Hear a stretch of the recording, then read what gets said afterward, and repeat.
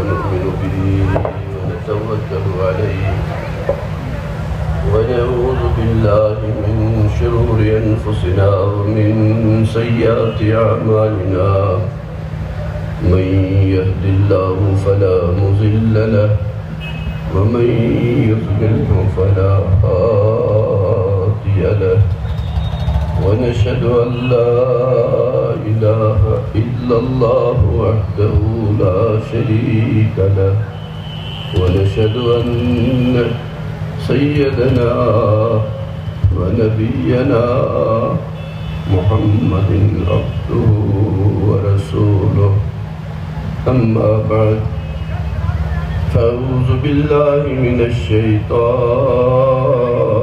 الرجيم بسم الله الرحمن الرحيم يا أيها الذين آمنوا اتقوا الله حق تقاته ولا تموتن إلا وأنتم مسلمون واعتصموا بحبل الله جميعا ولا تفرقوا واذكروا نعمة الله عليكم إذ كنتم أعداء فألف بين قلوبكم فأصبحتم بنعمته إخوانا وقال الله تعالى في مقام آخر فبشر عباد الذين يستمعون القول فيتبعون أحسنه أولئك الذين هداهم الله وأولئك هم أولو الألباب قال النبي صلى الله عليه وسلم من أتى لله ومنى لله وأحب لله وأبغض لله فقد استكمل الإيمان يا رب صل وسلم دائما أبدا على حبيبك خير خلق كلهم جزى الله عنا محمدا صلى الله عليه وسلم ما هو أهله نہ تھی حال کی جب ہمیں اپنی خبر نہ تھی حال کی جب ہمیں اپنی خبر رہے دیکھتے لوگوں کے عیب و ہنر پڑی جب اپنی برائی پہ نظر تو جہاں میں کوئی برا نہ رہا السلام علیکم ورحمۃ اللہ وبرکاتہ میرے بزرگ بھائی اور دوستوں اللہ پاک نے ہمارے ساتھ بہت ہی کرم فضل کیا کہ اس مبارک اجتماع میں ہمیں جڑنے کی توفیق عطا فرمائی اللہ ہم سب کے جڑنے کو اپنی بارگاہ میں قبول فرما کر ہمارے لیے پوری نسل کے لیے ہدایت کا حفاظت کا ذریعہ بنا دے میرے بزرگ بھائی اور دوستوں سرکار دو عالم صلی اللہ علیہ وسلم نے بڑی بشارت دی ہے دین کی نسبت پر جمع ہونے والوں کو دین کی نسبت پر آپس میں محبت رکھنے والوں کے لیے اور دین کی نسبت پر دین کے تقاضوں کو پورا کرنے کے لیے آپس میں بکھرنے والوں کے لیے بڑی بشارت دی ہے فرمایا سبعۃ یظلھم اللہ فی ظلہ یوم لا ظل الا ظلہ الامام العادل والشاب نشأ فی عبادۃ اللہ ورجل قلبہ معلق بالمساجد ورجلان تحبا فی اللہ اجتمعا علی ذلک وتفرقا علیہ 7 قسم کے لوگ کل عرش رحمان کے سائے کے نیچے ہوں گے جس دن کوئی سایہ نہیں ہوگا ایک ایک مجرم کے حرق میں 11 کشتیاں بہہ جائیں گے کوئی گھٹنوں تک کوئی پیٹ تک سینے تک، کوئی کان کے لو تک اپنے گرد میں گرک ہوگا۔ اس دن النفسی النفسی کا عالم طاری ہوگا، نہ اس دن باپ بیٹے کا، نہ بیٹا باپ کا ہوگا۔ اللہ قرآن پاک میں فرماتے ہیں وَلَا يَسْأَلُ حَمِيمٌ حَمِيمًا يُبَصَّرُونَهُمْ يُوَدُّ الْمُجْرِمُ لَوْ يَفْتَدِي مِنْ عَذَابِ يَوْمَئِذٍ بِبَنِيهِ وَصَاحِبَتِهِ وَأَخِيهِ وَفَصِيلَتِهِ الَّتِي تُؤْوِيهِ وَمَنْ فِي الْأَرْضِ جَمِيعًا۔ وہ دن یاد کرو جب دوست کو پوچھے گا نہیں، ایک دوسرے کو پہچانیں گے۔ وَلَا يَسْأَلُ حَمِيمٌ حَمِيمًا يُبَصَّرُونَهُمْ، کوئی کسی کو پوچھے گا نہیں، دوست کو دیکھے گا پہچانے گا مگر پوچھے گا کچھ نہیں، سب ایک دوسرے سے بھاگیں گے۔ اور اس دن ایک مجرم اللہ کی بارگاہ میں فریاد کر دے گا یا اللہ مجھے آج کے دن بچا دے، میرے بدلے میں میرے بیٹے کو۔ سب سے زیادہ آدمی دنیا میں جب غافل ہوتا ہے تو اولاد کے چکر میں، کہ اولاد کے لیے انسان اپنے مقصد کو کھو بیٹھتا ہے، اپنے اولاد کو پیش کرے گا، اپنے بھائیوں کو پیش کرے گا، اپنی بیوی کو پیش کرے گا، یا اللہ ان سب کو لے لو مگر مجھے بچاؤ۔ وَيَوْمَ يَعَزُّ الظَّالِمُ عَلَى يَدَيْهِ يَقُولُ يَا لَيْتَنِي اتَّخَذْتُ مَعَ الرَّسُولِ سَبِيلًا۔ وہ دن یاد کرو جب ایک مجرم اس منظر کو دیکھ کر بس پریشان ہوگا، پھر اپنے بازو کو، اپنے ہاتھ کو چبا چبا کے برابر گھٹنوں تک پہنچا دے گا، کہنوں تک پہنچا دے گا۔ یہ حال ہوگا، مگر اس دن عرش کے سائے کے نیچے وہ لوگ ہوں گے جو دین کی نسبت پر ایک جگہ جمع ہو جائیں گے، صرف اللہ کو راضی کرنے کے لیے۔ ان کا جڑنا اللہ کے لیے ہو اور ان کا بکھرنا اللہ کے لیے ہو اور ان کی محبتیں اللہ کے لیے ہو۔ اللہ کرے کہ ہمارے ساتھ بھی یہی معاملہ ہو۔ ما من قوم يجتمعوا يذكرون الله لا يريدون بذلك الا وجهه۔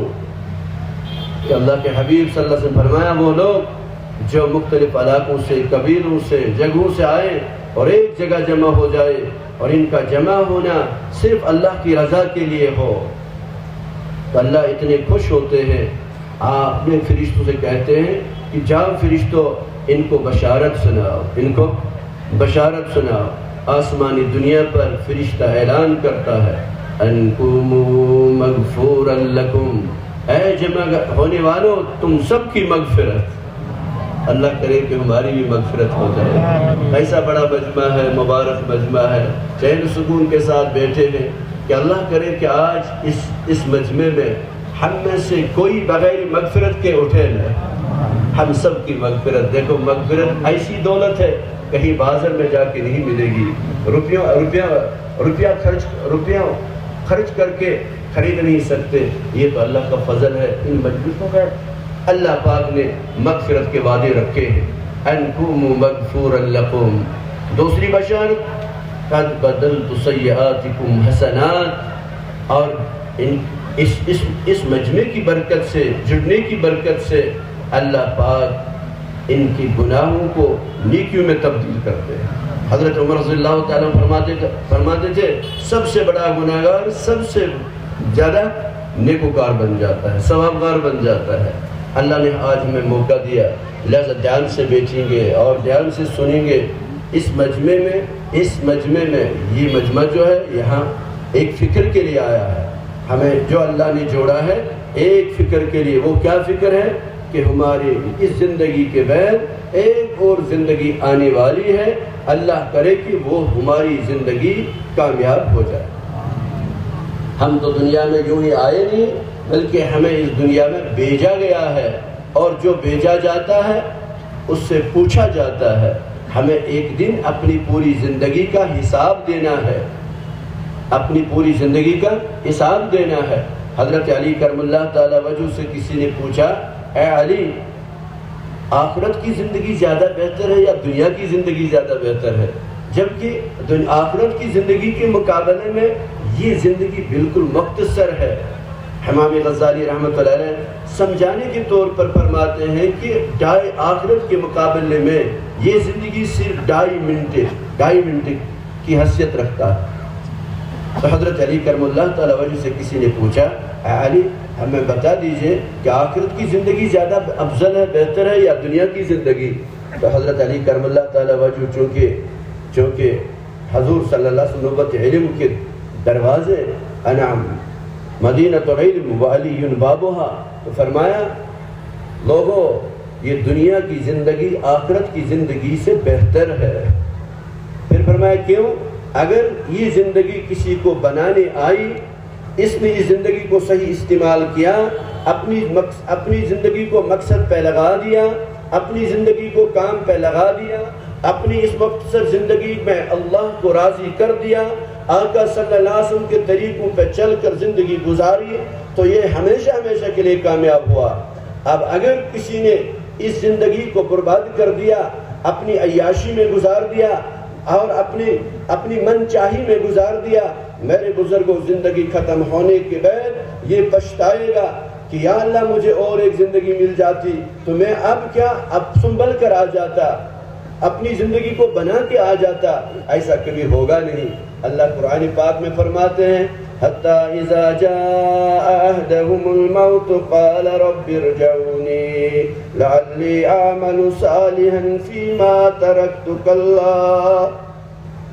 اللہ پاک قرآن پاک میں فرماتے ہیں جب کسی کو موت آئے، تم میں سے کسی کو موت آ جائے، جب وہ موت کا جھٹکا دیکھے، جب وہ موت کے فرشتوں کو دیکھے، اللہ کی بارگاہ میں فریاد کر دے گا حَتَّى إِذَا جَاءَ أَحَدَهُمُ الْمَوْتُ قال رب ارجعونی لعلی اعمل صالحا فیما ترکت کلا۔ اے اللہ اب مجھے سمجھ میں آیا میں نے اپنی زندگی کو برباد کر دیا، میں نے زندگی کو عیاشی میں گزار دی، میں نے اپنی جوانی کو برباد کر دیا۔ اے اللہ مجھے اب سمجھ میں آیا، اب مجھے واپس لوٹا کے مہلت دے دیجئے۔ اب کیا کہ ایک مکان بنا اب دوسرا بنانا نہیں، صرف اور صرف یہ بتا دے گا کہ مجھے واپس بھیج دے کہ میں اعمال صالحہ لے کے آؤں گا۔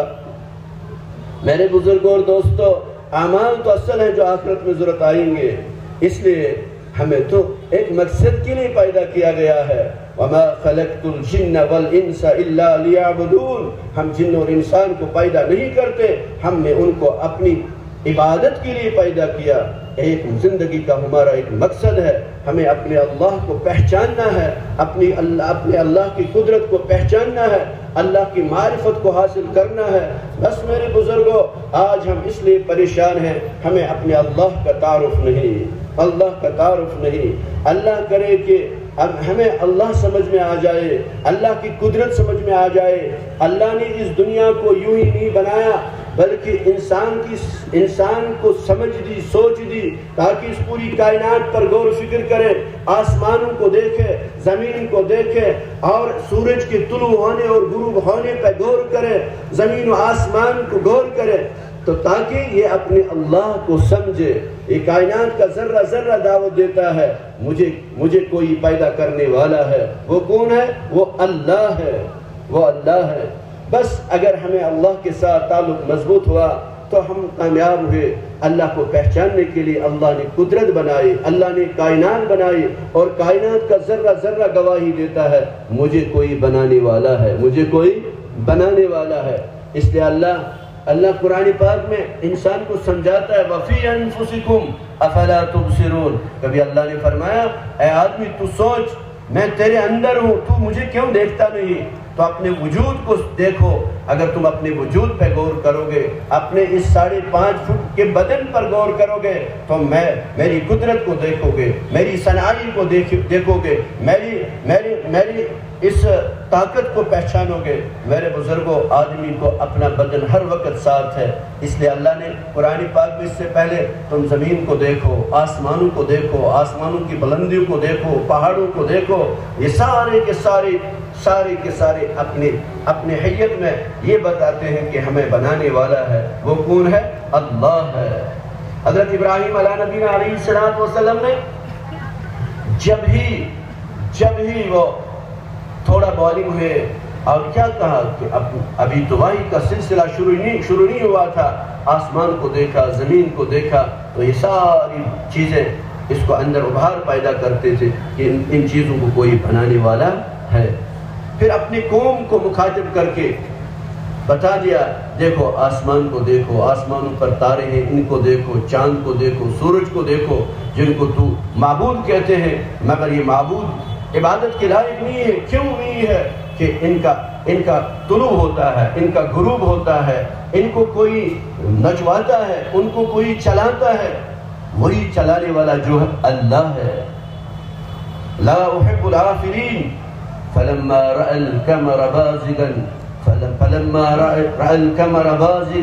قال هذا ربي فلما أفل قال لا أحب العافلين۔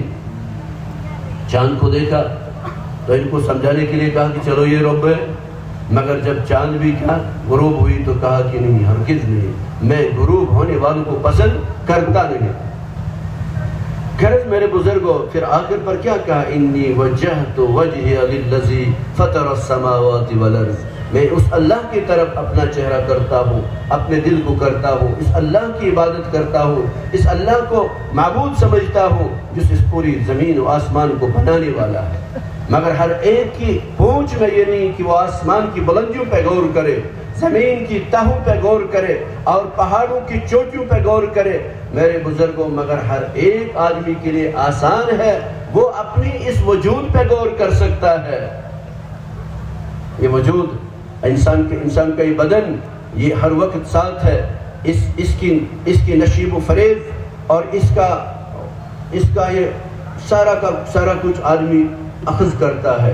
اگر آدمی دیکھے، آدمی صرف اپنے بدن پہ غور کرے۔ حضرت مفتی زین العابدین رحمت اللہ علیہ فرمایا کرتے تھے، فرمایا کہ آدمی اپنے بدن پہ اگر غور کرے، اللہ کو سمجھنے کے لیے کافی ہے، اللہ کی قدرت کو سمجھنے کے لیے کافی ہے، اللہ کی وحدانیت کو سمجھنے کے لیے کافی ہے۔ اگر کوئی چاہے دنیا میں رحم کرنا تو بدن کو دیکھے، اگر کوئی چاہے کہ دنیا میں اطاعت ہو تو بدن کو دیکھے، اگر کوئی چاہے ایثار و ہمدردی قائم ہو جائے تو بدن سے سیکھے۔ کس سے سیکھے؟ بدن سے سیکھے۔ بدن میں یہ ساری صفتیں موجود ہیں، مگر کوئی تو اس پہ غور کرے۔ اس لیے اللہ نے فرمایا وَفِي أَنفُسِكُمْ أَفَلَا تُبْصِرُونَ، میرے بندو میں تمہارے اندر ہوں، تم کیوں نہیں مجھے دیکھتے ہو؟ اگر تو صحیح آنکھوں سے دیکھو گے، اگر تم ایمانی نگاہوں سے دیکھو گے تو بدن کا انگ کیا دعوت دیتا ہے؟ اللہ کی دعوت دیتا ہے۔ اللہ خالق ہے، اللہ مالک ہے۔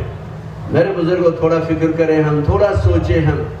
انسان کی اس چہرے پہ لا الہ الا اللہ محمد الرسول اللہ صلی اللہ علیہ وسلم والا پورا کلمہ موجود ہے، پورا کلمہ موجود ہے۔ جب آدمی پیدا ہوتا ہے، اس بچے کو دیکھو، اس بچے کے چہرے پہ صرف 2 قسم کے موئے ہیں۔ کتنے قسم کے؟ ایک تو گنبد ہے اور ایک تو پلکیں ہیں، اور کچھ بھی نہیں، باقی سارا چہرہ چپٹا ہے، صاف۔ مگر ان دونوں کو دیکھیں، جینے کے وقت جتنی ہوتی ہے، مرنے کے وقت بھی اتنی ہوتی ہے۔ ان پلکوں کو دیکھیں، جینے کے وقت جتنی ہوتی ہے، بالغ ہونے تک اتنی ہی رہتے ہیں، بڑھتے نہیں۔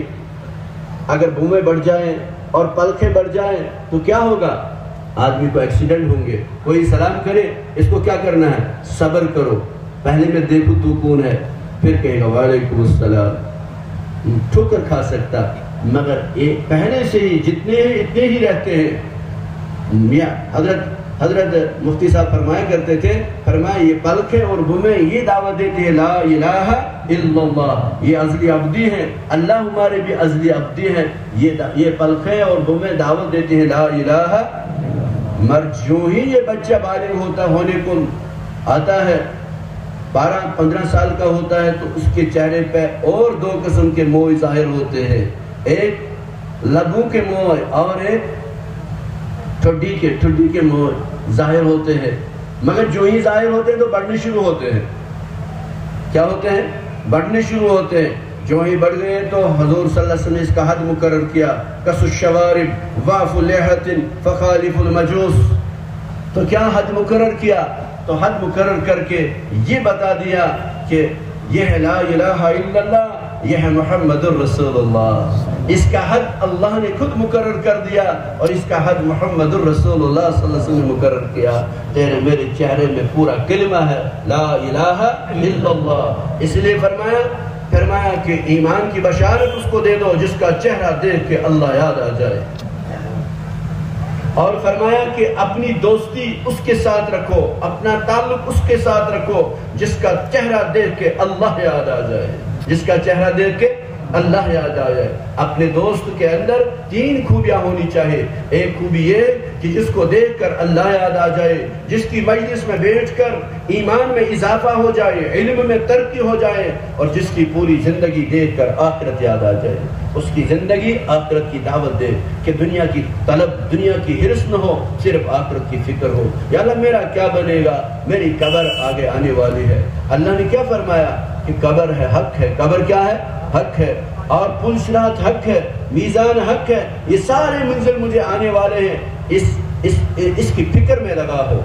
حضور صلی اللہ علیہ وسلم نے فرمایا تم سب میں دانا وہ شخص ہے جو موت کو کثرت کے ساتھ یاد کرے۔ موت ایک اٹل چیز ہے، آنے والی ہے۔ ہم سب جو جمع ہوئے ہیں اسی موت کی تیاری کے لیے جمع ہوئے، اور کامیاب ہوئی ہے جس کی زندگی کا خاتمہ ایمان پر ہوا، جس کی زندگی کا خاتمہ ایمان پر ہوا۔ مال کے نقشوں میں رہنے والا، دولت کے نقشوں میں رہنے والا، اور طاقت کے نقشوں میں رہنے والے اگر ایسی حالت میں مر گئے کہ ان کو کلمہ نصیب نہیں ہوا، بتاؤ کامیاب ہوئے یا ناکام ہوئے؟ ناکام ہوئے۔ میرے بزرگوں، ہماری زندگی کا ایک مقصد ہے۔ اگر ہم اللہ کرے کہ ہمیں ضرورت اور مقصد میں تمیز کرنا آ جائے۔ اس وقت ہم لوگوں نے بہت ساری موقعوں پہ دھوکہ کھایا ہے۔ سب سے پہلا دھوکہ ہم نے کھایا، ہم ضرورت اور مقصد کو تمیز کرنے میں ہم نے دھوکہ کھایا۔ ہم نے ضرورت کو مقصد کا درجہ دیا اور مقصد کو ضرورت کا درجہ دیا۔ یہ سب سے بڑا دھوکہ ہے۔ ہم تو آئے تھے اصل آخرت بنانے کے لیے، لگے تو دنیا بنانے کے پیچھے۔ ہم تو آئے تھے اعمال بنانے کے لیے، لگے تو چیزوں کو بنانے کے لیے۔ ہم تو آئے تھے اللہ کے ساتھ تعلق پیدا کرنے کے لیے، لگے تو مخلوق کے ساتھ تعلق پیدا کرنے کے لیے۔ اللہ کے حبیب صلی اللہ علیہ وسلم فرمایا میری امت پر ایسا ایک زمانہ آئے گا، سیاتی علی الناس زمان یحبون الخمس وینسون الخمس۔ اس کا آخرہ جملہ، اس حدیث پاک کا آخرہ جملہ یہ ہے، یحبون الخلق وینسون الخالق۔ ان پر یہ زمانہ آئے گا کہ یہ مخلوق کے ساتھ محبت کرنے والے ہوں گے، اور مخلوق کو پیدا کرنے والا اللہ اس کو بھول جائیں گے، اس کو بھول جائیں گے۔ میرے بزرگوں، بس ہمارے صحابہ کا ہر ایک کا تعلق اللہ کے ساتھ جڑا ہوا تھا، جس کی وجہ سے ہر حال میں اللہ نے غربت میں، تنگی میں، سفر میں، اور طاقت کے نقشوں میں، مال کے نقشوں میں اللہ نے ان کو کامیاب کر دیا۔ وہ غریب تھے، جب مال آیا تو مال نے ان کو بگاڑا نہیں، بلکہ مال کے ذریعے سے انہوں نے مخلوق کو راحت پہنچائی، کمزوروں کو مدد کی، مسکینوں کو مدد کی۔ جب وہ غریب تھے تو صبر کیا، کسی کو لوٹا نہیں، کسی کو ڈھاکہ نہیں دیا، بلکہ صبر کیا۔ پیٹ پر پتھر باندھے مگر کسی کے سامنے جھولی نہیں پھیلائی، کسی کے سامنے ہاتھ نہیں پھیلائے۔ بھوکے پیاسے ہوتے تھے مگر کسی کے یہاں شکایت نہیں کی، صرف اللہ کی بارگاہ میں شکایت کرتے تھے۔ ہمارے صحابہ نے غربت کی حالت میں اللہ کی عبادت کی، غربت کی حالت میں اللہ کی عبادت کی، اور غربت کی حالت میں اس دین کی خدمت کی۔ سینکڑوں واقعات موجود ہیں۔ میرے پاس کیا تھا کہ اللہ کی ذات پر تعلق تھا، اللہ کے ذات کے ساتھ محبت تھی، اللہ کو پہچانا تھا کہ ہمارا اللہ ہمیں ضائع نہیں کرے گا، اللہ ہمیں ضائع نہیں کرے گا۔ آخرت پر یقین تھا کہ ہمیں اس سب کا بدلہ آخرت میں ملنے والا ہے۔ اللہ کرے کہ آخرت کا یقین ہم پہ غالب ہو جائے، آخرت کا یقین ہم پہ غالب ہو جائے۔ اگر آخرت کا یقین ہم پہ غالب ہوگا تو قربانی دینی آسان ہوگی، قربانی دینی آسان ہوگی۔ اللہ کے ساتھ اللہ کا قلبی تعلق صحابہ کے اندر تھا۔ حضور صلی اللہ علیہ وسلم صحابہ کے اندر اللہ کا تعارف کرایا، اللہ کی قدرت کو بتایا، اللہ کی طاقت کو بتایا، ایسا بتایا، ہر ایک کا تعلق اللہ کے ساتھ جڑا ہوا تھا، ہر ایک کا تعلق محمد الرسول اللہ صلی اللہ علیہ وسلم کے ساتھ جڑا ہوا تھا۔ میرے بزرگوں، ایک ایک صحابی کے اندر یہاں اللہ کی محبت تھی، اللہ کے ساتھ تعلق تھا، اللہ کے ساتھ انس تھا، اور ہر ایک کے اندر نبی پاک علیہ السلام کی سنتوں کی محبت تھی، سب کچھ کو قربان کر دیا، مگر نبی کی سنت کو ہاتھ سے چھوڑا نہیں، اپنی زندگی سے چھوڑا نہیں۔ میرے بزرگوں اور دوستو، اس کام سے چاہا جا رہا ہے، اس جڑنے کا یہی مقصد ہے کہ ہمارا تعلق اللہ کے ساتھ مضبوط ہو جائے۔ اللہ مل جائے تو سب کچھ ملا، میرے بزرگوں اور دوستو، اس وقت سب سے بڑی کمی جو ہے وہ ہمارا ذاتی تعلق اللہ کے ساتھ کمزور ہو چکا ہے۔ اللہ کی طاقت پر ہماری نظر نہیں، اللہ کی قدرت پر ہماری نظر نہیں۔ ہم تو زبان سے کہتے ہیں کرنے والی ذات اللہ کی ہے، مگر میدان میں ایسا دکھا نہیں سکتے ہیں۔ جب ہمیں دین کا اور دنیا کا تقاضا ایک ساتھ کھڑا ہو جاتا ہے، اس وقت ہم دین کے تقاضوں کو ٹھکرا دیتے ہیں، دنیا کے چھوٹے چھوٹے تقاضوں پر مر مٹتے ہیں۔ صحابہ کو اللہ کے ساتھ تعلق تھا، وہ اللہ کی ناد پر، اللہ کی فریاد پر، اللہ کی آواز پر سب کچھ چھوڑ دیتے تھے، سب کچھ قربان کر دیا، سب کچھ۔ حضرت صہیب رضی اللہ تعالیٰ عنہ کے تجارت کو اللہ نے سراہا اور اللہ نے آیت نازل کی، جبریل کو بھیجا کہ صہیب کی تجارت ہمیں بہت پسند آئی۔ کیا ہوا؟ جب ہجرت کا موقع ہوا، جب ہجرت کا وقت آیا تو اللہ کے حبیب صلی اللہ علیہ وسلم کے حکم پر اپنے وطن کو چھوڑا، اپنے مال کو چھوڑا، مال و متاع کو چھوڑا، پیچھے سے دشمن لگے ہوئے تھے، مال ہاتھ میں نہیں آ سکا اور سب کچھ وہیں رکھ کے ہجرت کر دی۔ اب جب لوگوں نے، کفار مکہ نے ان کو راستے میں روک کر یہ کہا کہ تو فقیر تھا اور تو غلام تھا، مکہ میں آ کے مال کمایا، اب یہ مال کما کے تمہیں ہم مدینہ جانے دیں گے؟ ایسا ہو نہیں سکتا، تو رکاوٹ لگا دی۔ تو حضرت صہیب رضی اللہ تعالیٰ نے کیا فرمایا؟ تم چاہتے کیا ہو؟ مال چاہتے ہو؟ میرا مال فلانی جگہ ہے، فلانی کے پاس امانت ہے، جاؤ لے لو، فلانی مال فلانی کے پاس جاؤ لے لو، فلانی مال فلانی کے پاس جاؤ لے لو، مجھے چھوڑ دو، میں سارا مال اللہ اور اللہ کے رسول کے لیے قربان کر سکتا ہوں، مگر نبی کی محبت پر، اللہ کی محبت پر میرا سارا مال، میری ساری جائیداد قربان، مگر نبی کی محبت کو اور نبی کے دامن کو میں چھوڑ نہیں سکتا، سب کچھ چھوڑ دیا۔ اور ان کو کیا تھی؟ ان کو مال کی حرص تھی، ان کو مال کی ضرورت تھی، وہ چلے گئے مال لینے کے لیے۔ حضرت صہیب مدینہ پہنچے، جب مدینہ پہنچے تو آقا صلی اللہ علیہ وسلم نے فرمایا، صہیب اللہ نے آپ کی اس تجارت کو سراہا اور تعریف کی کہ صہیب نے بہت بڑی تجارت کی، بہت نفع کمایا۔ کیا آپ پر یقین تھا حضور صلی اللہ علیہ وسلم کے مقابلے میں دنیا کوئی طاقت رکھتی ہے؟ صحابہ کو حضور صلی اللہ علیہ وسلم کے ساتھ محبت، اللہ کے ساتھ محبت اتنی غالب تھی کہ سب کچھ قربان کر دیا۔ اللہ کرے کہ کوئی حصہ اس کا ہمیں عطا نصیب ہو جائے کہ آج سب سے زیادہ کمی ہمارے اندر ہوئی ہے میرے بزرگوں کہ اللہ کے ساتھ محبت نہیں۔ ہمارا یقین ہو کہ کرنے والی ذات اللہ کی ہے، یہ اللہ کے راستے میں نکالا بھی جاتا ہے۔ بس سب سے پہلے یہی چیز، کیونکہ آدمی کے اندر حرارت پیدا ہوگی، آدمی کے اندر طاقت پیدا ہوگی جب ایمان پر محنت ہو، جب اللہ کو بولا جائے، جب اللہ کی قدرت کو بولا جائے، جب اللہ کی طاقت کو بولا جائے۔ اس لیے آدمی کو اللہ کے راستے میں نکالا جاتا ہے تاکہ یہ اللہ کو خوب بولے، اللہ کو خوب سمجھے، اللہ کی قدرت اور طاقت کو سمجھ کر زندگی گزارے، تو پھر ان کے لیے کوئی پرواہ نہیں۔ علامہ اقبال نے ایک جگہ لکھا ہے، میرے بزرگوں، اصل تو یہ ہے کہ ہمیں اس محنت کے ذریعے سے اپنا ذاتی تعلق اللہ کے ساتھ پیدا کرنا ہے، جس کو کہتے ہیں انابت اللہ۔ جب آدمی کے اندر اللہ کی طاقت اور اللہ کی قدرت اور اللہ کی معرفت پیدا ہو جاتی ہے، پھر وہ بے نیاز ہو جاتا ہے، کوئی پریشانی نہیں، پھر تو مخلوق کا دل سے نکل جاتا ہے، اللہ کا ڈر جب دل میں آتا ہے، اللہ کا ڈر جب دل میں آتا ہے۔ علامہ اقبال نے ایک جگہ لکھا ہے، خام ہے جب تک کہ تو ہے مٹی کا ایک انبار، تو وقت ہو جاوے تو ہے شمشیر بھی زنہار، تو اس کلثوم ہستی میں تو ابرا ہے ماند حباب، اس ضیاء خانے میں تیرا انتہا ہے زندگی۔ اے آدمی، اگر تیرے اندر اللہ کی معرفت ہے، اللہ کے ساتھ مضبوط تعلق ہے، اور اللہ کے کلام کی عظمت ہے، تو آپ کوئی پرواہ نہیں۔ خام ہے جب تک کہ تو ہے مٹی کا ایک انبار، تو اب رہا مسئلہ جب تو خام ہے، کچا ہے، تیرے اندر اللہ کی معرفت نہیں، اللہ کا تعارف نہیں، اللہ کے ساتھ تعلق نہیں، نبی اکرم صلی اللہ علیہ وسلم کا عشق نہیں، تو تو خام ہے، ایک مٹی کا ڈھیلا ہے۔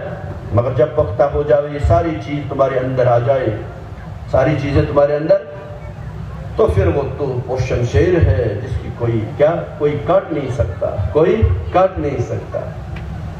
اس لیے میرے بزرگوں، ہمیں تو اپنا تعلق اپنے اللہ کے ساتھ کرنا ہے، تو اس کے لیے کیا ہے؟ اللہ کے ساتھ تعلق جوڑنے کے لیے مخلوق کی فکر میں پڑنا ہے، اور مخلوق کے ساتھ خیر خائی کے جذبے پیدا ہونا ہے۔ اللہ کی غیبی طاقت اپنے ساتھ شامل کرنے کے لیے، اللہ کی غیبی قدرت، غیبی نظام کو اپنے ساتھ شامل کرنے کے لیے اپنی عبادت ہی کافی نہیں ہے، بلکہ لوگوں کی محبتوں میں پڑھ کر، لوگوں کی خیر خائی میں پڑھ کر اپنے مال جان کی قربانی لگانا۔ ما کان العبد فی عون اخیہ کان اللہ فی عونہ۔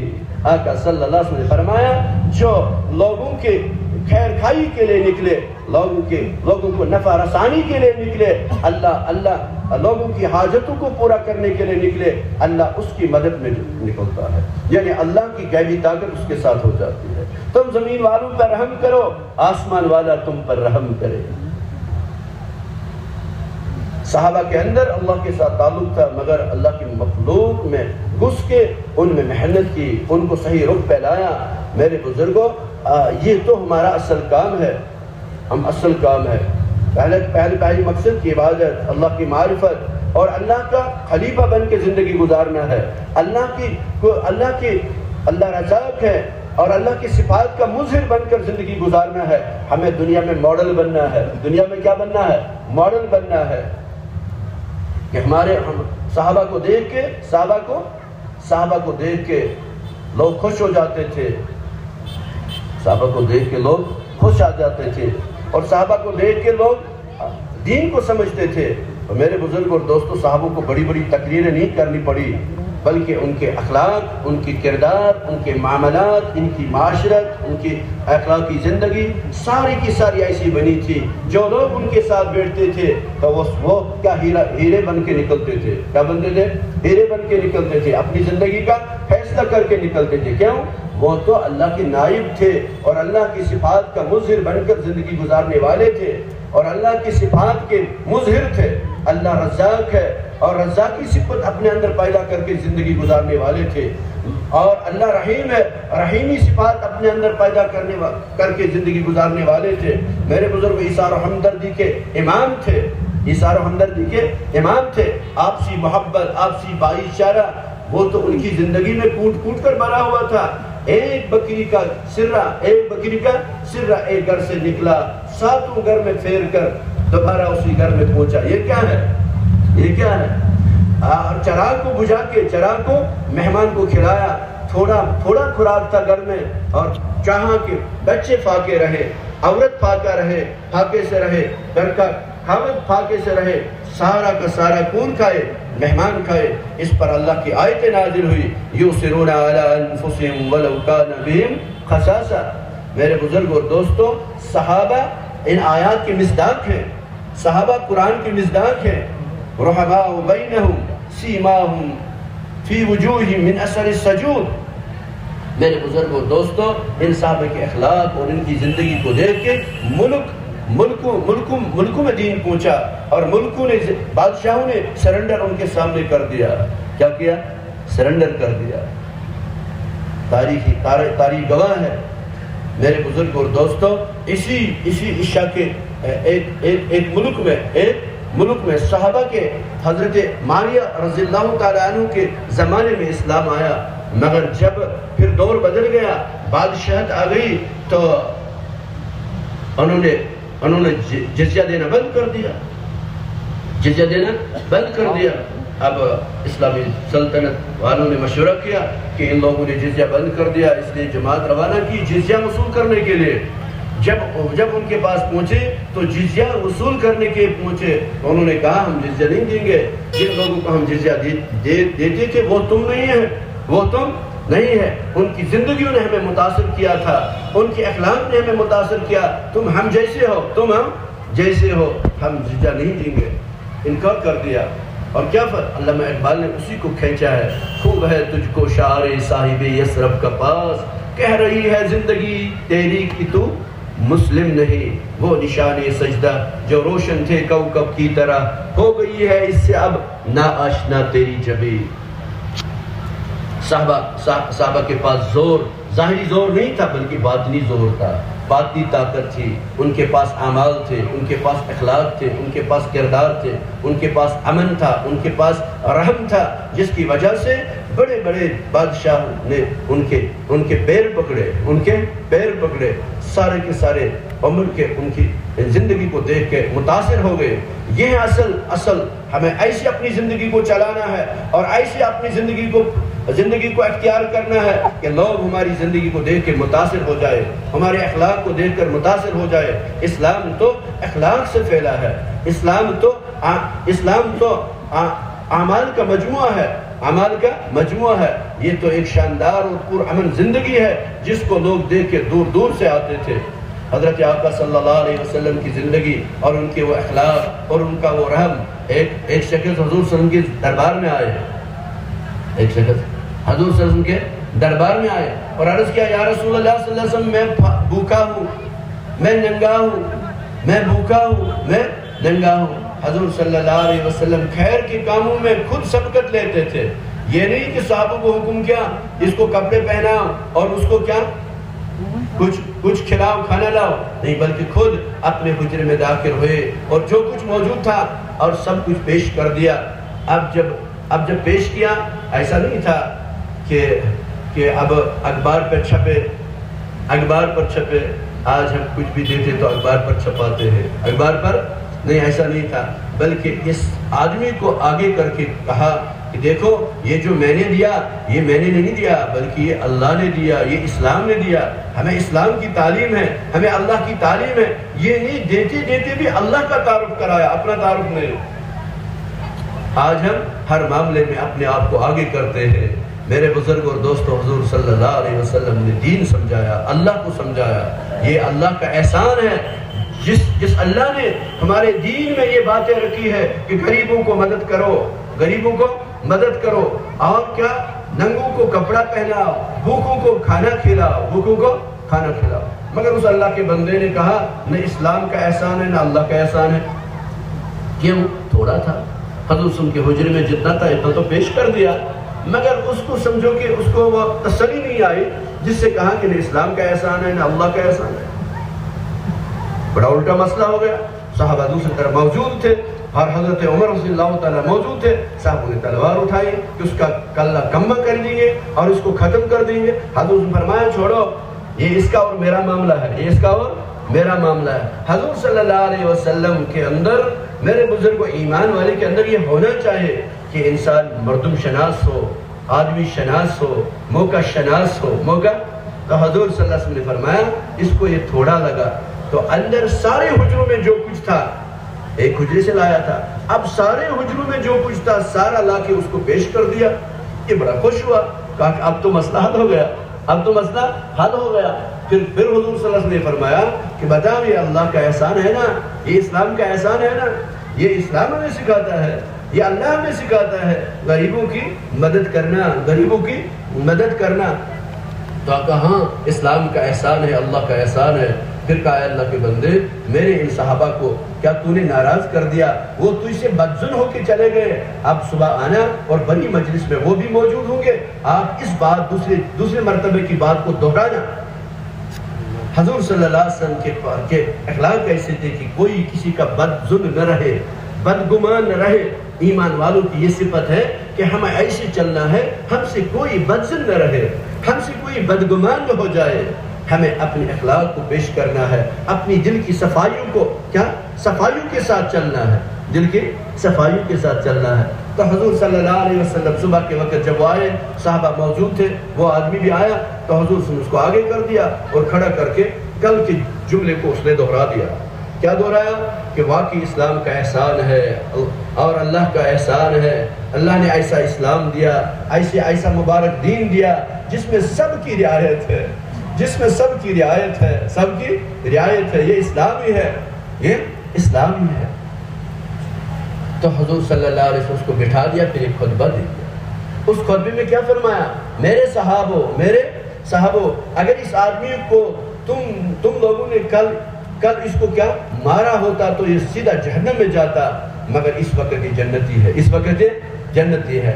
تمہاری میری اور اس شخص کی مثال اس اونٹ اور اونٹ والے کی سی ہے، اس اونٹ اور اونٹ والے کی سی ہے کہ جس کا اونٹ جس مالک کا اونٹ کیا کہیں اس کو باغی ہوا ہو کوشش پرس بنا یا سن اونٹ تمبلیا متاز کیا بنا تب کیا بنا سرکش باغی. تو مگر یہ اونٹ بان جو ہوتا ہے یہ اس بغاوت پر اس پر تنبیہ نہیں کرتا ہے، بلکہ اس اونٹ بان اس اونٹ کے پیچھے چلتا ہے، اس کو سنبھالتا ہے، اس کو اپنی بولی میں دلاس مدار دیتا ہے. پھر جب یہ اونٹ کہیں دور جا کے چراگاہ میں کچھ کھاتا ہے، پھر جا کے اونٹ باندھ اس کو کجاوا چڑھاتا ہے، پھر اس کو رسی باندھتا ہے، پھر اس پر سوار ہوتا ہے، پھر یہ اونٹ کام کا بنتا ہے. تو حضور نے فرمایا اس آدمی کی مثال اور میری مثال اونٹ اور اونٹ والے کی سی ہے. اگر میں نے اس کو اس پہلے والی حرکت پر ختم کیا ہوتا یہ سیدھا جہنم میں جاتا، مگر میں نے اس پر محنت کی. یہ کون سمجھاتا ہے؟ اسلام سمجھاتا ہے. ہمیں لوگوں کی نفرتوں کو نہیں دیکھنا، لوگوں کی غلطیوں کو نہیں دیکھنا، بلکہ لوگوں کے سامنے آ کے کہتے ہیں نا hate the sin but not sinner. گناہ سے نفرت رکھو، گناہ گار سے مت نفرت رکھو. ہم نے کیا محنت کی؟ ہماری کوئی محنت ہی نہیں ہے، جس کی وجہ سے آج میرے بزرگوں ہم یہ دیکھ رہے ہیں. ہمیں تو لوگوں میں گھس کے لوگوں کو کھولیوں پہ کھڑا کرنا ہے، ان کے نخروں کو برداشت کر کے ان کو آگے لانا ہے، دیکھو حضور نے کیسے امت بنا دی، کن لوگوں کو کیسے سنبھالا. یہ تو صرف آقا صلی اللہ علیہ وسلم کے اخلاق ہیں. مگر آج ہم تند مزاج بنے ہیں، آج ہم شرارتی بنے ہیں، آج ہم اپنے بچوں کو نہیں سنبھال سکتے، آج ہم اپنے بیٹی کو نہیں سنبھال سکتے، آج ہم اپنے پڑوسیوں کو نہیں سنبھال سکتے. میرے بزرگوں آج صرف شکایتوں کا زمانہ ہے. فلانی یہ کرتا ہے، فلانی یہ کرتا ہے، فلانی یہ کرتا ہے. میرے ذرا تو سوچو نا، ہم نے تو ان کے لیے کیا کیا؟ اللہ رحم کرے مولانا عمر صاحب کو، اللہ اس کی مغفرت فرما دے، اللہ اس کی مغفرت فرما دے. وہ فرمایا کرتے تھے یہ سارا قصور ہمارا ہے، ہم نے تو امت پر محنت نہیں کی. اصل تو بچپن سے ہی محنت کرنی تھی. کیا؟ بچپن سے ہی محنت کرنی تھی. اپنے گھر کا دینی ماحول بنانا تھا، اپنے بازار کا دینی ماحول بنانا تھا، اپنی گلی کوچوں کا دینی ماحول بنانا تھا. میرے بزرگوں مولانا عمر صاحب مثال فرماتے تھے کہ اگر کسی کے ہاں کوئی چھوٹا بچہ ہو، کیا ہو؟ معصوم بچہ ہو، ابھی نابالغ ہو، بچی بات بھی نہیں کرتا، بالکل معصوم. کتنا؟ 1.5 سال کا ہو بچہ، 2 سال کا ہو بچہ. یہ 1.5 سال بچہ ان کے گھر میں ہے، مگر والدین کو کہیں دعوت پہ جانا تھا. یہ دعوت میں گئے، بچہ بھول گیا. اب یہ دعوت پہ گئے، دعوت میں تاخیر ہوئی جس کی وجہ سے یہ وہاں سے لیٹ آئے. جب گھر پہنچے تو گھر میں دیکھا اس بچے نے پیشاب کیا. آج کا ڈائپر کا زمانہ نہیں، کیا کیا؟ پیشاب کیا. آج تو ہم پیشاب والے بچوں کو گود میں لیتے، ایک طرف پیشاب والا بچہ، دوسری طرف قرآن. وہ برکات ہی ختم ہوئے ہیں. میرے بزرگ اور دوستو، آج ہمارے گھروں میں گندگی پھیلی ہے، آج ہمارے بستروں میں گندگی ہے، آج ہمارے مصلوں پہ گندگی ہے. تو بچہ کیا؟ بچہ بستر میں تھا، اب پیشاب کا وقت آیا، اس نے پیشاب کیا، اب پیشاب کر کے اس کو کیا روندا، اب پیشاب کچھ ہاتھ کو بھی لگا، ہاتھ کو منہ پہ لگا دیا، چہرے پہ لگا دیا، سارا بدن پیشاب سے بھرا ہوا۔ پھر مولانا صاحب فرمایا کرتے تھے، بتاؤ آپ میں سے کوئی ایسا ہے، ایسی ماں ایسی باپ کو دیکھا کہ وہ کہیں کہ آپ اس کا سر پکڑے، میں اس کا پیر پکڑوں، کھڑکی کھولو، اس کو باہر پھینک دیں گے؟ ایسا کوئی کرے گا؟ ایسا کوئی ماں باپ ہے؟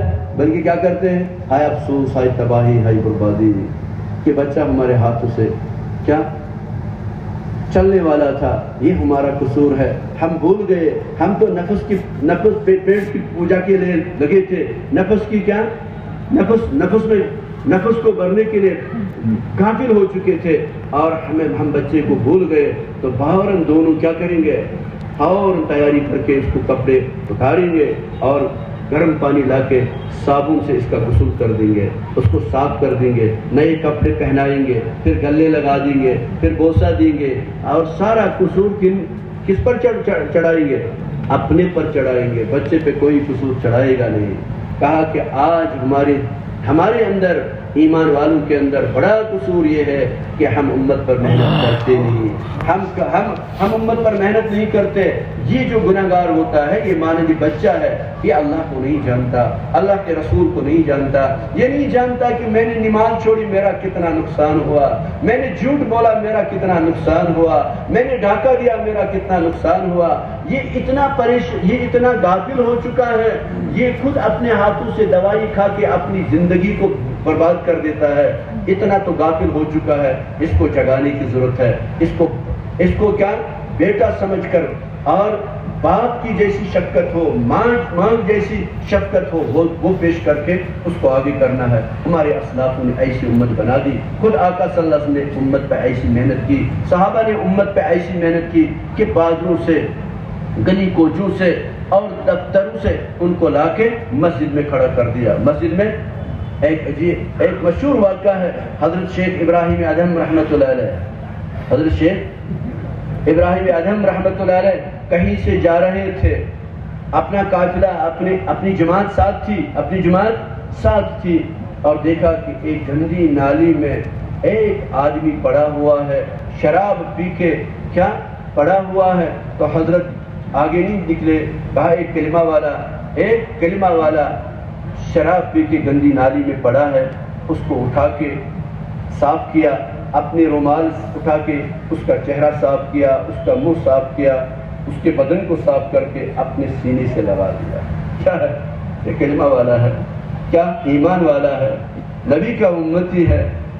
اب غفلت کی وجہ سے، نہ جاننے کی وجہ سے ہم سے دور ہوا ہے اور اپنی زندگی کو بربادی کی طرف لے جا رہا ہے۔ اپنے سینے سے لگا کے چھوڑا۔ اس کو کہتے ہیں القائی محنت۔ کیا کہتے ہیں؟ القائی محنت۔ اپنے سینے سے لگایا، تھوڑا چارج کر دیا، چارج کر کے رکھا۔ اب جب اس کو ہوش آیا تو جتنے بھی جوان آگے پیچھے تھے وہ آئے، کہا کہ آپ کو پتا ہے آپ کو کس نے اٹھایا؟ کہ شیخ ابراہیم ادھم نے اٹھایا۔ میرے بزرگ اور دوستو،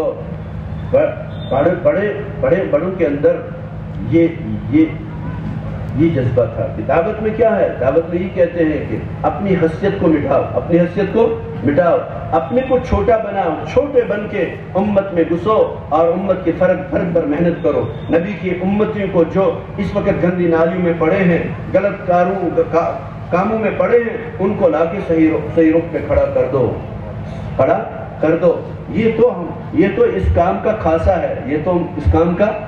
ہے، کہ اپنی حیثیت کو مٹانا۔ دوسرے کاموں میں اپنے کام کرتے کرتے اپنی حیثیت کو بڑھانا ہے، اور یہاں اپنی حیثیت کو مٹانا ہے، چھوٹا بننا ہے۔ کیا بننا ہے؟ جو اپنی حیثیت کو مٹا دے گا وہی من تواضع للہ رفعہ اللہ، جو تواضع اختیار کرتا ہے اس کو اللہ بلندیوں پہ پہنچا دیتا ہے۔ اس لیے مولانا روم نے ایک جگہ لکھا ہے، مولانا روم نے اسی پر ایک شعر لکھا ہے کہ امت کو بنانے کے لیے امت پہ وہی محنت کرے گا جو اپنے کو چھوٹا بنائے گا۔ جو اس کام کو بڑا بن کر کرے گا وہ امت کو سنبھال نہیں سکتا. امت کو سنبھالنے کے لیے اپنے کو چھوٹا بنانا ہے. یہ نبی ہے جس کے لیے اس کائنات کو وجود بخشا. لولاک لما خلقت الخلاق لولاک لما خلقت الافلاق. مگر یہ نبی جو وجود کائنات ہیں، اس کائنات کو اللہ نے جو وجود بخشا، آقا صلی اللہ علیہ وسلم کی برکت سے وجود بخشا. مگر آقا صلی اللہ علیہ وسلم کبھی ابو جہل کے پیچھے، کبھی عتبہ کے پیچھے، کبھی ابو لہب کے پیچھے، کبھی خالد بن ولید کے پیچھے ایک مرتبہ نہیں بلکہ سینکڑوں مرتبہ یا ایھا الناس قولوا لا الہ الا اللہ تفلحوا. اتنی بڑی حیثیت والے مگر گلی کوچوں میں گشت کر رہے ہیں. میرے بزرگوں اور دوستوں، اصل تو ہمیں اپنی حیثیت کو مٹانا ہے. اگر ہمیں ترقی چاہے، اللہ کے ساتھ قرب حاصل کرنا چاہتے ہیں، تو پھر ہمیں اللہ کی مخلوق پر رحم کر کے، اللہ کے مخلوق میں گھس کے اور اللہ کے بچھڑے ہوئے بندوں کو اللہ کے ساتھ جوڑنا. مولانا روم ایک جگہ فرماتے ہیں، درباراں کئی شود سر سبز سنگ، درباراں کئی شود سر سبز سنگ، خاک شوتا گل بروید رنگ رنگ. مولانا روم عظیم انداز میں فرماتے ہیں کہ اگر کسی پتھر پر ہزاروں بہار گزریں گے، اگر کسی پتھر پر ہزاروں بہار گزریں گے، پھر بھی اس پتھر پر گل اگیں گے نہیں، پھول اگیں گے نہیں، پھول نہیں اگیں گے اگر ہزاروں بہار بھی گزریں گے. اب کیا ہے، اگر پھول اگنا کا جذبہ رکھتے ہو، شوق رکھتے ہو، تو پھر دوسرے شعر میں اس کا حل بتا دیا. کیا حل بتا دیا؟ خاک شوتا گل بروید رنگ رنگ. اگر تم چاہتے ہو کہ میری زندگی میں پھول اگے اور میرا بہار آ جائے، میں سرسبز شاداب ہو جاؤں، اور پھر کیا، خاک شوتا گل بروید رنگ رنگ، پھر مٹی بن جاؤ. مٹی بن کے کیا گل و گلزار ہوں گے. اسی کو علامہ اقبال نے فرمایا، مٹا دے اپنی ہستی کو اگر کچھ مرتبہ چاہے، کہ دانا خاک میں مل کر گل و گلزار ہوتا ہے. اصل تو یہ دعوت کا کام یہ ہے، اپنے کو مٹانا ہے، اپنی حیثیت کو مٹانا ہے، اپنے مال جان کے ساتھ امت میں گھس کے اصلاحی محنت کرنی ہے، اور امت کو جگانا ہے، امت کو صحیح رخ پہ کھڑا کرنا ہے، اللہ کے ساتھ، اللہ کے رسول صلی اللہ علیہ وسلم کے ساتھ تعلق جوڑنا ہے، اور ان کو اپنی اصل مقصد پہ کھڑا کرنا ہے. ہم سب آج قبر بھولے ہوئے ہیں، ہم سب آج آخرت بھولے ہوئے ہیں. اگر قبر یاد ہوگی تو میرے بزرگوں حصہ تو کم ہو گیں گے. تو اصل تو یہی کام ہے. تو مولانا روم آگے فرماتے ہیں، کیا فرماتے ہیں؟ آگے فرماتے ہیں، ای قدر گفتیم باقی فکر کن، فکر گرچہ مت بود رو ذکر کن. اے میرے عزیز، جو کچھ مجھے کہنا تھا تو میں نے اسی ایک شعر میں کہہ دیا. اب میرے پاس اور کہنے کی ضرورت نہیں ہے، مجھے جو کہنا تھا وہ کہہ دیا. ای قدر گفتیم باقی فکر کن. اب جو باقی رہ گیا وہ بات یہ ہے کہ تو فکر کن. کیا کن؟ فکر کن. اصل تو فکر ہماری مردہ ہو چکی ہے، ہماری فکر سوئی ہوئی ہے. اصل تو پہلے جو اعمال ختم نہیں ہوتے ہیں، پہلے فکریں ختم ہو جاتی ہیں. جس قوم میں فکریں ختم ہو جاتی ہیں وہ قوم دن بدن کیا زوال پذیر ہو جاتا ہے. اصل تو فکر، حضور صلی اللہ علیہ وسلم نے صحابہ کے فکروں کو اجاگر کیا، فکروں کو بیدار کر دیا. ہمیں کس لیے اللہ نے پیدا کر دیا؟ فکر جب ختم ہو جاتی ہے تو غفلت آ جاتی ہے. غفلت دور ہو جاتی کس سے؟ مولانا روم نے فرمایا غفلت کس سے دور ہو جاتی ہے؟ ای قدر گفتیم باقی فکر کن، فکر گر جامد بود رو ذکر کن. اگر تمہاری فکر جامد ہو چکی ہے، بند ہو چکے ہیں، تو اپنی مستقبل کو نہیں سوچتا، تو اپنی زندگی کو نہیں سوچتا، تو اپنی آخرت کو نہیں سوچتا، تو اللہ سے دور ہو چکا ہے، اللہ کے رسول سے دور ہو چکا ہے، قبر سے دور ہو چکا ہے، آخرت سے دور ہو چکا ہے، تیری فکر ختم ہو چکی ہے۔ تجھے اللہ نے امت بنانے کے لیے لایا تھا، تجھے کاری نبوت دی گئی تھی، ہمارا آقا صلی اللہ علیہ وسلم آخری نبی ہے، قیامت تک کے لیے نبی کا دین باقی رہے گا، اس دین کی فکر ہمیں کرنی ہے۔ یہ فکر تمہارے اندر ختم ہو چکی ہے، اب اگر اس فکر کو زندہ کرنا ہے، فکر گر جامد بود رو ذکر کن، پھر تو کیا فرمایا؟ تم اللہ کی ذکر کو کثرت کے ساتھ کرو، ذکر سے فکر بیدار ہو جائے گی، ذکر سے تمہارے ذہن کے پردے کھل جائیں گے۔ اللہ کی ذکر کو کثرت کے ساتھ کرو، اللہ کی بڑائی کو خوب بولو، اللہ کی قدرت کو خوب بولو۔ میرے بزرگوں دوستو، اس کام کے لیے سب سے طاقتور چیز جو ہے وہ فکر ہے۔ کیا ہے؟ فکر تو اعمال کا امام ہے۔ پہلے فکر آتے ہیں، پھر اعمال آتے ہیں، پہلے فکر پھر اعمال۔ اس لیے امت کے اندر اس وقت جو بے فکری ہے، اپنے اولادوں کے بارے میں بے فکر، اپنی عورتوں کے بارے میں بے فکر، اپنے گھروں کے بارے میں بے فکر، ہمارے گھر میں کیا ہو رہا ہے سب جانتے ہیں، ہمارے بچے کہاں جا رہے ہیں سب جانتے ہیں۔ میرے بزرگ اور دوستو، اس کے لیے فکر مند ہونا ہے۔ ہم تو اس کے لیے کیا کر سکتے ہیں؟ ہمارے لیے اللہ نے دین دیا ہے، اللہ نے دین دیا ہے، اس دین پر ان کو کھڑا کرنا ہے۔ اس لیے میرے بزرگ اور دوستو، جس قوم کے اندر فکر پیدا ہو جاتی ہے، وہ قوم کبھی مایوس اور کبھی پریشان ہو نہیں سکتی۔ ہماری فکریں اس وقت مر چکی ہیں، اس لیے ان فکروں کو بیدار کرنا ہے، فکر کو اجاگر کرنا ہے، اپنے مستقبل کو سوچنا ہے، اپنی زندگی کو سوچنا ہے۔ ہم اس وقت غفلت کی زندگی گزار رہے ہیں۔ میرے بزرگوں اور دوستوں، ہم تو اپنے بچوں کی فکر میں نہیں۔ حضرت یعقوب علیہ نبی علیہ السلام نے اپنے بچوں کو جمع کیا اور پھر کیا کہا؟ بچوں کو کیا کہا؟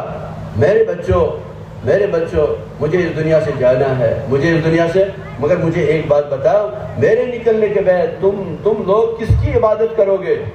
ما تعبدون من بعدی۔ کبھی ہم نے سوچا کہ ہمارے بچے کدھر کو جا رہے ہیں؟ آج ہمارے بچے ہمارے ہاتھوں میں نہیں، آج ہماری بیٹیاں ہمارے ہاتھوں میں نہیں۔ کیا ہے؟ محنت نہیں ہے، ان کا کوئی قصور نہیں۔ قصور کن کا ہے؟ ہمارا قصور ہے۔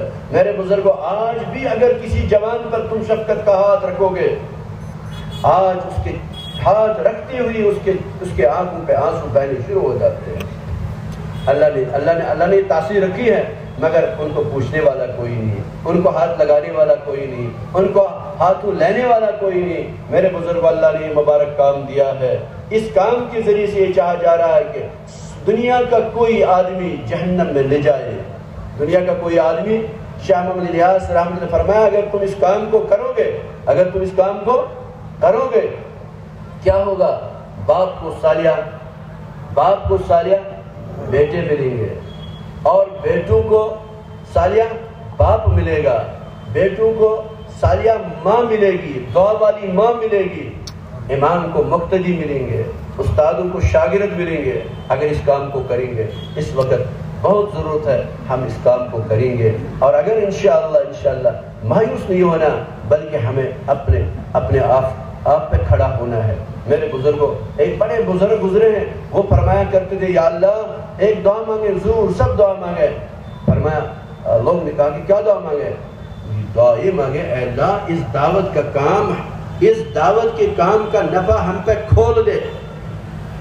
اس وقت میرے بزرگوں، دکاندار کو دکان کا نفع کھل چکا ہے، اس لیے دکاندار دکان کے لیے مالی جانی قربانی لگاتا ہے، صبح شام دکان پر رہتا ہے، کبھی پھاکا بھی رہتا ہے، مگر دکان کو چھوڑتا نہیں۔ کھیت والے کو کھیت کا نفع کھلا ہے، باغ والے کو باغ کا نفع کھلا ہے، ڈگری والے کو ڈگری کا نفع کھلا ہے۔ میرے بزرگوں اور دوستو، ہمیں اس کام کا نفع ابھی نہیں کھلا ہے۔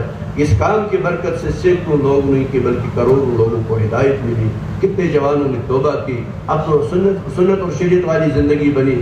اب اس کام کا نفع یہ ہے کہ ہم اس کام کو اول درجے پہ کرنے والے بنیں گے اور اس کام کو لے کے چلنے والے بنیں گے۔ میرے بزرگوں اور دوستو، یہ کام ہماری زندگی کا مقصد ہے، یہ کام ہماری زندگی کا، کنتم خیر امۃ اخرجت للناس، تعمرون بالمعروف وتنہون عن المنکر۔ تیسرا زندگی کا مقصد جو ہے وہ کیا ہے؟ دعوت۔ کیا ہے؟ دعوت۔ خلافت، عبادت اور دعوت، یہ ہماری زندگی کے 3 مقصد ہیں۔ ان 3 مقصدوں پہ ہمیں آنا ہے۔ یہ دعوت کا کام یہ کسی تحریک کی طرف سے نہیں، بلکہ یہ خود رسول اللہ صلی اللہ علیہ وسلم کی طرف سے امت کو دیا گیا انعام ہے۔ اللہ نے اس امت کو دعوت کے لیے پیدا کیا ہے۔ اس لیے میرے بزرگوں یہ کام ہمیں کرنا ہے، قاری نبوت سمجھ کر اس کام کو کرنا ہے اور اپنے مال جان کی قربانی کے ساتھ کرنا ہے۔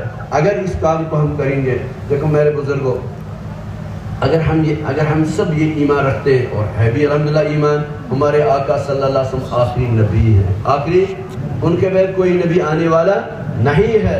میرے بزرگوں بتا، امت تک دین کون پہنچائے؟ امت تک کون دین پہنچائے؟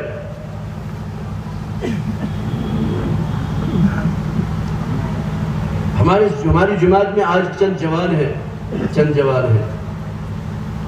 لیکن سے میں کہتا ہوں کہ میرے بزرگوں آج جوانوں پر محنت کرو۔ یہ تو ہمارے ہاتھوں سے نکل چکے ہیں، بڑی مشکل سے چند جوان ہاتھ میں آئے، مگر ان کا حال جو دیکھتے ہیں وہ خدا پر یقین ہی نہیں رکھتے۔ ایک جوان نے کہا کہ ہم تو آج سمجھے خدا ہے۔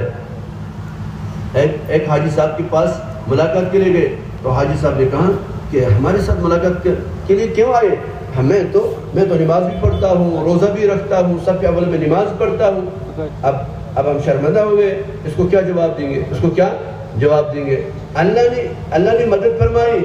ہمارے ایک ساتھی نے کہا کہ حاجی صاحب ہم آپ کے بچوں کے ساتھ ملاقات کرنے آئے ہیں۔ اس نے کہا ہاں بچوں کے ساتھ تو ملاقات کرو، مگر حاجی صاحب ہم چاہتے ہیں آپ کی موجودگی میں ان کے ساتھ ملاقات کریں۔ ملاقات جب ہوئی تو ہمارے بڑے فرماتے ہیں نا، جب ملاقات کو جاؤ تو کیا کہو؟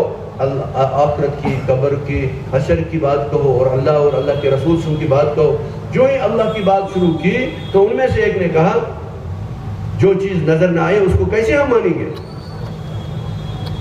پہلی بات کہ حاجی صاحب تسبیح والا بھی ہے، تہجد والا بھی ہے، سب پہ اول میں نماز پڑھنے والا بھی ہے، مگر بچوں پہ محنت نہیں، گھر پہ محنت نہیں، تو بچے کیا بنے ہیں؟ ایتھسٹک بنے ہیں۔ تو حاجی صاحب رونے لگا۔ اب کیا کہا؟ کچھ کرو، ان میرے بچوں کو کیا کلمہ پڑھا، ان میرے بچوں کو جماعت میں لے لو۔ ہم ایک بستی میں پہنچے، میرے بزرگوں جماعت میں گیا، بستی میں پہنچے، جو ہی بات شروع کی ایسے اس درخت کے سامنے ایک اس بستی کا نمبردار بیٹھا تھا۔ تو اس نے کہا کہ پہلے میری بات سنو پیر صاحب، ایک دعا کریں۔ میں نے کہا بیان کے بعد دعا کریں گے؟ کہا نہیں پہلے ایک دعا کریں۔ میں نے کہا کیا دعا کرنی ہے؟ کہا کہ میرا پوتا ہے، اس کا کوڈ تھا ڈی۔ کیا تھا؟ ڈی۔ اس کے لیے دعا کریں، اللہ اس کو آج ہی رات ہلاک کر دے، کل ہم سب اس کے جنازے میں ہوں۔ میں نے کہا کیا ہوا آپ کو؟ کہا اس نے پوری بستی کی نیند حرام کر دی ہے، وہ نافلک نکلا، اس لیے بد دعا اس کے لیے کرے کہ کل اس کا جنازہ نکلے۔ میں نے کہا اچھا آپ کو یقین ہے اگر ہم دعا کریں ایسا ہوگا؟ کہا ہمیں یقین ہے۔ میں نے کہا پھر ہاتھ اٹھا، اللہ کی بارگاہ میں اس کی ہدایت کے لیے دعا کریں۔ تو اس نے گردن ہلا کے کہا کہ اگر حض کریو مایوس۔ تو میرے بزرگ اور دوستو، ہم نے اپنی جماعت میں مشورہ کیا کیا کریں، تو جماعت والوں نے مشورہ کیا کہ اس کا نام لکھا، اس کا فرینڈ سرکل جتنا بھی تھا ان کا نام لکھا، نام لے کے ہم نے ساتھیوں کو دے دی۔ میں نے کہا کہ آج تہجد پہ نام لے کے ان کے لیے دعا کریں۔ اب رات بھر دعا ہوئی اور دن کو ہم گئے اور ان کے ساتھ ملاقات کیے کرتے الحمدللہ ہاتھ میں بہت سارے آ گئے۔ یہ ڈی بھی مغرب کے بیان پہ یہاں سامنے بیٹھا۔ اب جب بات ہوئی تو میرے بزرگوں بات ہوتے ہوئے ہی سب سے پہلا نام اسی نے لکھایا، اور لکھ کے الحمدللہ پوری جماعت ہماری ساتھ ہی چلی گئی۔ 40 دن گزر گئے۔ اب آخری دن اسی بستی میں ہم واپس آئے۔ میں نے کہا اس کو اپنی بستی میں اب انٹروڈیوس کرنا ہے تاکہ بستی والے اس کے ساتھ الجھے نہ۔ مگر جب سب سے پہلے کھڑا اٹھا اور کہا بھائی بزرگ اور دوستو، سب تشریف رکھنا، دین کی بات ہوگی۔ اس کی دوسری بات یہ بتا دی، آپ مجھے جانتے ہو، میں کون ہوں، میرے کو نہیں دیکھنا بلکہ اس کام کو دیکھنا۔ تو اس بستی میں کام کا ذریعہ وہی ڈی بن گیا، سارے لوگ اس کے ساتھ نفرت کرتے تھے، مگر اب سب کے دلوں میں اس کی محبت پیدا ہوئی۔ تبھی کہتے ہیں کہ ہیرو کی کمی نہیں، گردہ اٹھانے والا کوئی نہیں۔ ہیرو کی ایک تنویر لڑکا ہمارے ساتھ تھا، اور جماعت میں ہم جب نہیں جانتے تھے تنویر کون ہے، مگر چلتے چلتے جب ہم ترال پہنچے، میرے بزرگوں پھر ترال میں جو ہی ہم پہنچے تو کھڑکیوں سے، دروازوں سے، ادھر سے ادھر سے آواز آئی، وہ تنویر ہے کیا؟ میں سوچا یہ تنویر کون بلا ہے؟ تو پھر مجھے پتہ چلا یہ تنویر کون ہے۔ تو جب لوگوں سے معلوم ہوا کہ تنویر کون تھا، مگر تبلیغ والوں نے اس کو اٹھایا اور اٹھا کے جماعت میں نکالا تھا، نکال کے اب جب اس بستی میں واپس ہوئے، تنویر ہونے لگا، کہا کہ امیر صاحب میں اپنے باپ کا باغی ہوں، اپنی والدہ کا باغی ہوں، نکلنے سے پہلے 3 دن میں نے اپنی والدہ کو تھپڑ ماری ہے، اب آپ میرے ساتھ آ جائیں، میں اپنی ماں سے معافی مانگوں۔ ماں سے معافی، اس کا باپ بیڈ پر تھا، ماں بیٹھی تھی۔ جب ہم وہاں گئے تو یہ تنویر ان بچوں کے ان والدین کے پیروں پر پڑا اور معافی مانگی، اور باپ کا دل تو نرم ہی ہوتا ہے، ماں کا دل نرم، انہوں نے معاف کیا۔ اب 3 دن نہیں گزرے، چوتھے دن اشراق کی آخری رکعت کی آخری سجدے میں تنویر وفات ہو گیا، سجدے کی حالت میں۔ اگر اس پر محنت نہیں کی ہوتی تو کہاں مرتا؟ میرے بزرگوں اور دوستو، آج ہم تماشائی نہ بنے، اس وقت ضرورت ہے آقا صلی اللہ علیہ وسلم کی امت پر حالات ہیں، اس وقت کوئی پوچھنے والا نہیں،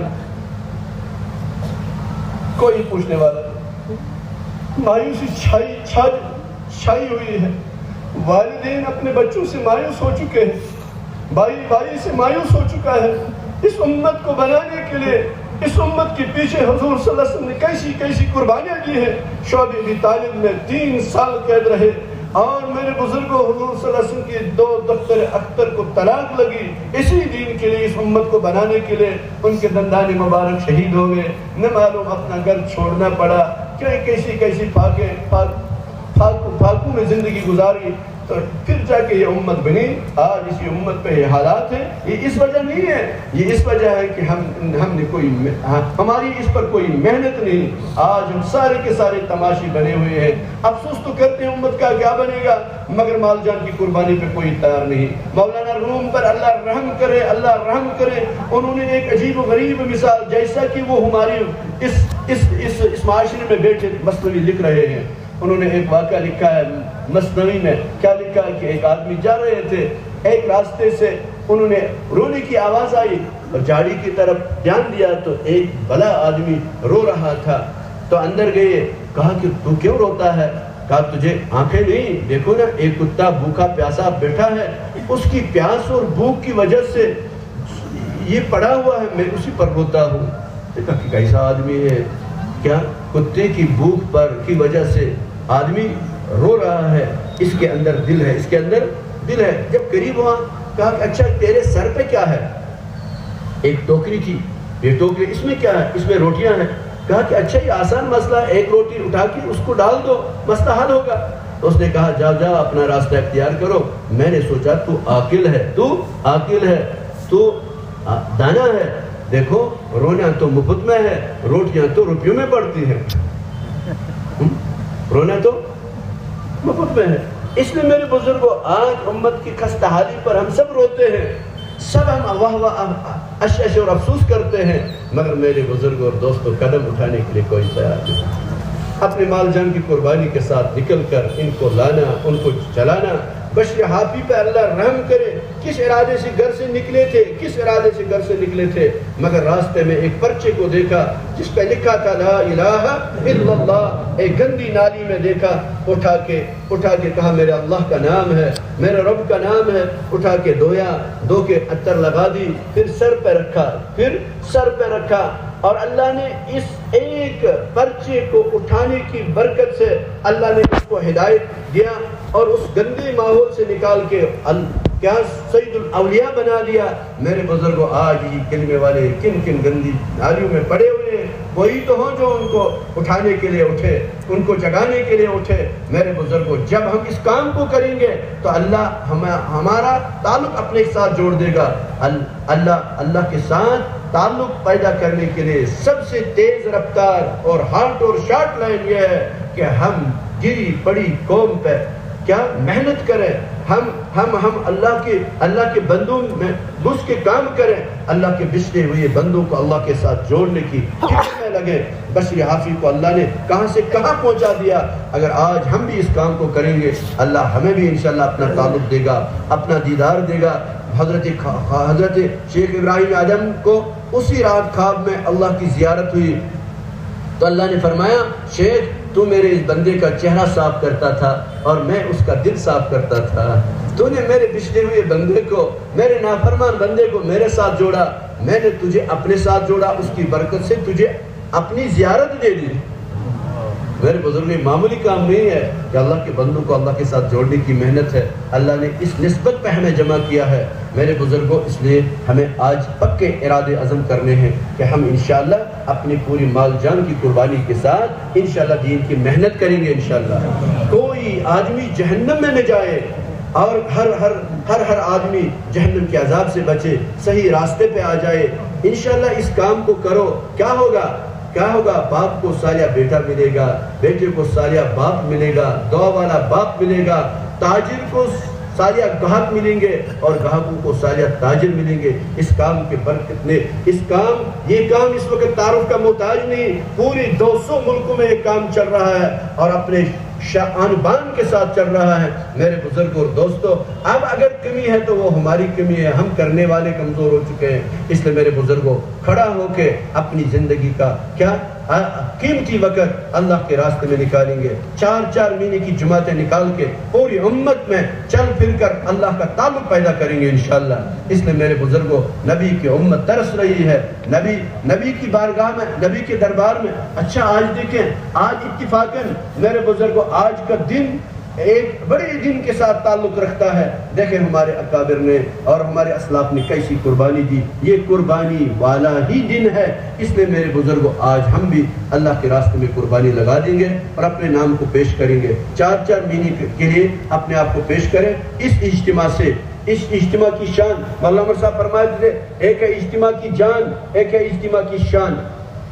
اجتماع کی جان یہ ہے کہ اجتماع سے پہلے اجتماع کی تیاری کی جائے اور اجتماع کی ضروریات کو پورا کیا جائے، اعتکاف وغیرہ، استقبال وغیرہ کیا جائے۔ مگر اس سے افضل اجتماع کی شان کیا ہے؟ اجتماع کی شان یہ ہے کہ اس اجتماع سے ہزاروں لوگ اللہ کے راستے میں نکلے، جماعتوں کی جماعتیں اللہ کے راستے میں نکل کر دین کی محنت کریں۔ اس میں میرے بزرگوں، اللہ اس بڑا مجمع ہے، عظیم اجتماع ہے، کیسے لوگ دور دور سے آئے ہیں اور ابھی بھی آ رہے ہیں۔ میرے بزرگوں، بس اپنی نیتوں کا اظہار کریں۔ کون انشاءاللہ کل سے اس اجتماع کے آخر پر دعا ہوگی، اس دعا کے بعد مصافحہ ہوگا۔ میرے بزرگوں، کون اللہ کے راستے میں نکلے، بڑے شوق اور ذوق کے ساتھ، بڑی ہمت و ارادوں کے ساتھ نام لکھا ہے۔ ماشاءاللہ، اللہ اس پورے مجمع کو آخر کے ساتھ قبول فرمائے۔